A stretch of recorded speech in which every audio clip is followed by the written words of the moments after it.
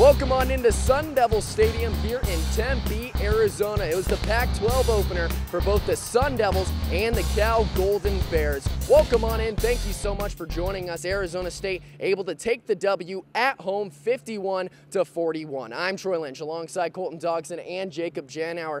Colton, nobody really thought defense was going to be the name of the game today. Everybody was expecting a shootout, but for Arizona State, the D came up in big moments. Well, I don't think the defense was the name of the game. I just think they've done what they did all season long and come up with big plays in key moments. That's what they did tonight with the 2 interceptions. But I think the biggest adjustment that was made in the game was Kareem Orr's adjustment on Chad Hansen, which was Cal's leading receiver. Chad Hansen had 6 receptions for 104 yards, 8 receptions, for 104 yards in the first half.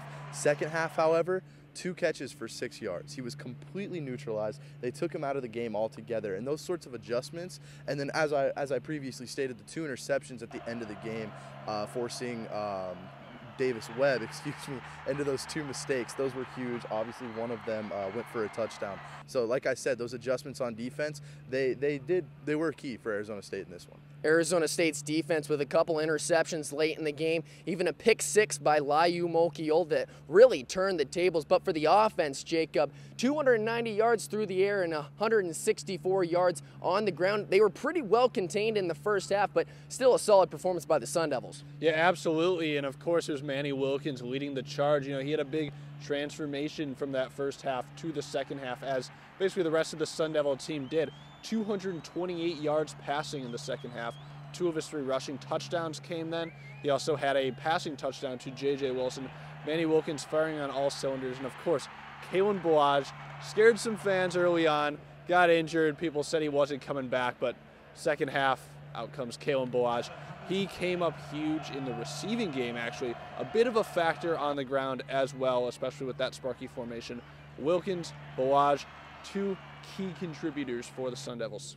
If you're a Sun Devil fan, you look at the final score, 51 points, you can't be upset about that. However, going into halftime, the score was 24-10. Manny Wilkins only able to complete 5 passes, a big adjustment coming into the second half where they rattle off 41 points. What were those adjustments? Well, the biggest adjustment that we saw in the second half was A.J. McCollum coming back to play on the offensive line. Zach Robertson came back after missing 2 games, slid in at that right tackle position. But in the second half, Graham went back to A.J. McCollum, put him at right guard.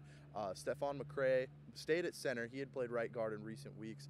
And then Quinn Bailey kicked out to play that tackle position. So they retooled the offensive line, and that paid dividends. Manny Wilkins was only sacked once in the second half, 3 times in the first half. So that was one of the biggest adjustments that they made in the second half. And again, it paid dividends. Look at the final score.